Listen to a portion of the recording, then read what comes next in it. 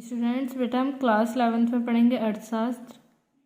इसका chapter number निकालेंगे 18 ग्रामीण विकास।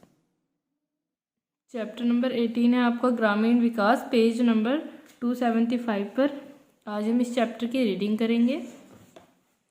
ग्रामीण विकास। भारत की ग्रामीण अर्थव्यवस्था पूरी तरह से कृषि पर आधारित है। भारत की कुल आबादी के लगभग 70% लोग ग्रामीण कृषि अर्थव्यवस्था में कार्यरत हैं।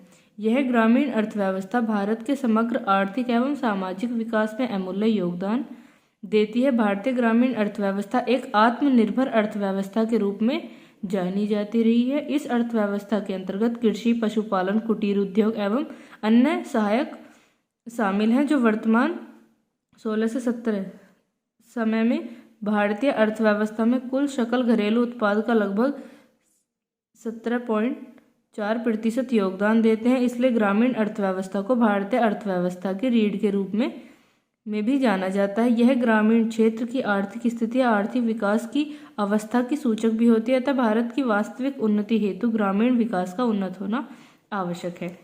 ग्रामीण विकास से क्या तात्पर्य है? ग्रामीण विकास से तात्पर्य, ग्रामीण विकास एक व्यापक शब्द है। वह सामान्यतः ग्रामीण अर्थव्यवस्था के उन घटकों के विकास पर ध्यान केंद्रित करता है जो ग्रामीण अर्थव्यवस्था के सर्वांगीण विकास में पिछड़ गए हैं। अन्य शब्दों में, ग्रामीण विकास से अभिप्राय ग्रामीण क्षेत्र में रहने वाले अधिकाधिक न्यून आय वाले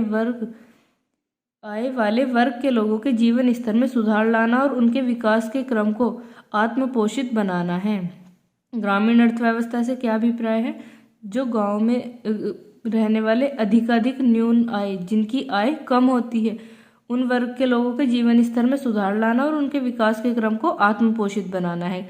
भारत में ग्रामीण विकास भारतीय अर्थव्यवस्था के विकास के लिए सबसे महत्वपूर्ण कारकों में से एक है। कृषि के विकास को बढ़ावा देने के लिए भारत सरकार ग्रामीण विकास से संबंधित कई कार्यक्रम संचालित कर रही है, क्योंकि ग्रामीण क्षेत्रों में कृषि ही आजीविका का मुख्य साधन होती है। जो गाँव में जो लोग जीवन यापन करते हैं, उनका जो मुख्य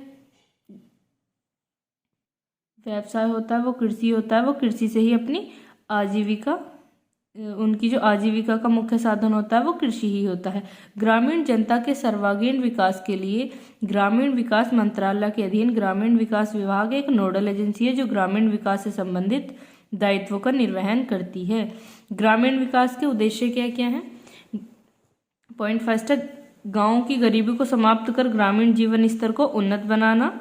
जन सहयोग द्वारा गाँव में आर्थिक उन्नति के कार्यक्रम को सफलतापूर्वक क्रियान्वित करना। कृषि ऋण के दोषों को दूर कर गांव के लोगों की आर्थिक उन्नति में सहयोग करना। शिक्षा एवं संस्कृति का विस्तार करना तथा कृषि साधनों एवं संविधियों में महत्वपूर्ण परिवर्तन करना। ग्रामीण कुटीर उद्योगों का पुनरुत्थान कर आत्मनिर्भरता की उत्कंठा लाना। सामूहिक जीवन को प्रोत्साहित करने के लिए प्रशिक्षण देना। भूमि व संपत्ति का समान रूप से वितरण कर वर्ग भेद को समाप्त करना। उन्नत गृह निर्माण शैली एवं यातायात के साधनों का विकास करना। ये ग्रामीण विकास के उद्देश्य हैं। नेक्स्ट पेज पर आ जाएंगे। ग्रामीण विकास के क्षेत्र। ग्रामीण विकास में सबसे अधिक महत्व ग्रामों के निवासियों, कृषक आदि की जीवन शैली में सुधार करके उनकी निर्धनता दूर करने को दिया गया है। ग्रामीण विकास के क्षेत्रों में निम्नलिखित घटकों को सम्मिलित किया गया है। उत्पादन एवं रोजगार में वृद्धि करने के लिए उच्च तकनीक का प्रयोग करना। संसाधनों की उपलब्धता। ग्रामीण क्षेत्रों में आत्मनिर्भरता को बढ़ाना। ऐसी संस्थाओं तथा नीतियों का निर्माण करना जो विकास हेतु प्रयास करे। ग्रामीण विकास की आवश्यकता।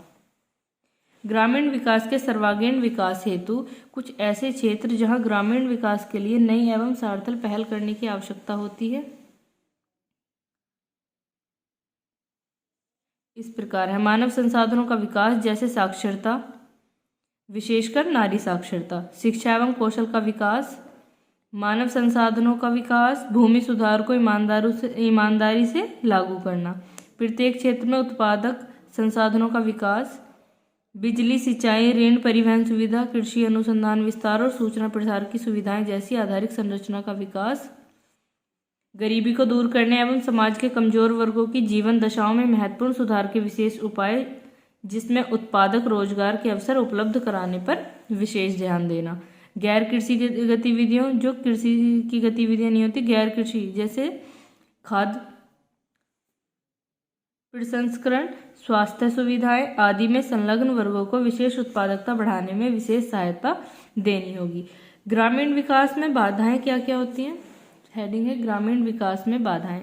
ग्रामीण विकास के अवरोधक कारकों को ग्रामीण विकास के मार्ग में आने वाली बाधाएं कहा जाता है। इन बाधाओं के कारण गांवों का संपूर्ण या समग्र विकास नहीं हो पाता है। ये बाधाएं कौन सी हैं? पॉइंट फर्स्ट, ग्रामीण अवसंरचना का अपर्याप्त विकास, ग्रामीण गरीबी तथा निर्धनता, ग्रामीण अशिक्षा तथा महिला साक्षरता की निम्न स्थिति, रूढ़िवादी सामाजिक मान्यताएं तथा प्रथाएं, ग्रामीण प्रशासनिक सहभागिता में कमी, संसाधनों का अवैज्ञानिक दोहन तथा उनका असमान वितरण। इस प्रकार ग्रामीण क्षेत्र के लोग कृषि और गैर कृषि गतिविधियों में संलग्न पाए जाते हैं, जहां उत्पादकता को बढ़ाने हेतु विशेष सहायता की आवश्यकता होती है। इस हेतु कृषि साख व विपणन की मुख्य समस्या है तथा साथ ही कृषि आगतों के महंगा होने के कारण कृषि विविधीकरण एवं जैविक खेती अधिक अनुकूल होती जा रही है। इसके बाद हमारी हेडिंग है कृषि साख। कृषि साख अथवा वित्त सहायता उस साख से है जो किसानों को कृषि संबंधित कार्यों को पूरा करने के लिए प्रदान की जाती है। इसमें किसानों की आवश्यकता जैसे खाद, बीज, कृषि संयंत्र इत्यादि के साथ साथ अन्य आवश्यकताओं को पूरा करने के लिए भी साख मतलब कि ऋण उपलब्ध कराया जाता है। जो कृषि के लिए ऋण उपलब्ध कराया जाता है उसे ही कृषि साख कहा जाता है। कृषि साख की आवश्यकता कृषि कार्यों को संपन्न करने व उत्पादकता बढ़ाने के लिए अनेक प्रकार के कृषि आगतों की आवश्यकता होती है, जैसे कि खाद। जब हमारी जो कृषि होती है, कृषि को अच्छी फसल उगाने के लिए उसमें खाद डाला जाता है। खाद, बीज, ट्रैक्टर जिससे खेत की को जोतना होता है, थ्रेसर, कीटनाशक दवाइयाँ इत्यादि। इसके अतिरिक्त पारिवारिक दायित्वों को पूरा करने के लिए भी किसानों को धन की आवश्यकता होती है, जिसके लिए किसान साख या वित्त की मांग करते हैं। जो किसान होते हैं वो साख या वित्त की मांग करते हैं। कृषकों द्वारा मांगे जाने वाले ऋण सामान्यतः दो प्रकार के होते हैं, उत्पादक ऋण और दूसरा है अनुत्पादक ऋण। उत्पादक ऋण क्या होता है?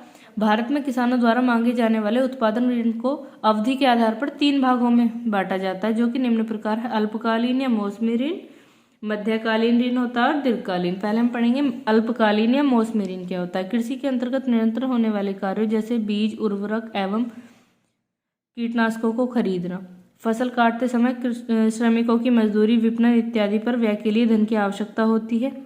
इन आवश्यकताओं की पूर्ति के लिए कृषक द्वारा जो ऋण लिया जाता है उसे अल्पकालीन ऋण की श्रेणी में रखा जाता है। इस प्रकार के ऋण की अवधि प्राय 15 माह तक होती है एवं ऋण का भुगतान प्राय फसल कटने के पश्चात कर दिया जाता है। फसल अच्छी नहीं होने पर इन ऋणों का प्रयोग भूमि का लगान चुकाने एवं अन्य घरेलू कार्यों में किया जाता है। पॉइंट नंबर 2 है मध्यकालीन ऋण कौन से होते हैं। भूमि में सुधार लाने, खेती के उपकरण खरीदने, कुआं बनवाने, नलकूप बनवाने, सस्ते कृषि उपकरण खरीदने इत्यादि के लिए कृषक मध्यकालीन ऋण लेते हैं। इन ऋणों की अवधि 15 से 5 वर्ष तक होती है। जो अल्पकालीन ऋण थे उनकी अवधि 15 माह तक होती है और जो मध्यकालीन है उनकी 15 माह से 5 वर्ष तक होती है। दीर्घकालीन ऋण कौन से होते हैं? कृषक को अतिरिक्त भूमि खरीदने, पुराने ऋणों का भुगतान करने, महंगे कृषि यंत्रों जैसे ट्रैक्टर, पंपिंग सेट इत्यादि खरीदने के लिए दीर्घकालीन ऋण साख की आवश्यकता होती है। इसकी अवधि 5 वर्ष से अधिक के लिए होती है। पॉइंट 2 है हमारा अनुत्पादक ऋण कैसे होते हैं। ये तो थे उत्पादक ऋण, फिर है अनुत्पादक ऋण। भारतीय किसान अपनी दैनिक आवश्यकताओं तथा पारिवारिक एवं सामाजिक रीति रिवाजों की पूर्ति करने के लिए जो ऋण लेते हैं उसे अनुत्पादक ऋण की श्रेणी में रखा जाता है। इसके अंतर्गत जन्म, विवाह, मृत्यु, बोझ, चिकित्सा, बच्चों की शिक्षा आदि हेतु लिए गए ऋण को सम्मिलित किया जाता है। उत्पादक ऋण जो थे वो हम कृषि से संबंधित कार्यों के लिए थे और अनुत्पादक ऋण जो वो कृषि से संबंधित न होकर उनके दैनिक आवश्यकताएं, पारिवारिक या सामाजिक रीति रिवाजों की पूर्ति के लिए जो लिया जाता है वो अनुत्पादक ऋण होता है। कृषि साख के प्रमुख स्रोत दिए हुए हैं फिर नीचे। इसके बाद चैप्टर की रीडिंग आप खुद से करेंगे। पेज नंबर 277 पर जो हेडिंग है कृषि साख के प्रमुख स्रोत, आपको खुद से रीड करना है ये बेटा। चैप्टर नंबर 18 में पेज नंबर 286 पर आपको हेडिंग दी हुई है जैविक खेती या वैकल्पिक खेती। इसको आप नहीं करेंगे, आउट ऑफ सिलेबस है, ये आपको तैयार नहीं करना है। इससे पहले आपको ये पूरा चैप्टर आज रीड करना है, आपका होमवर्क है। ठीक है, थैंक यू।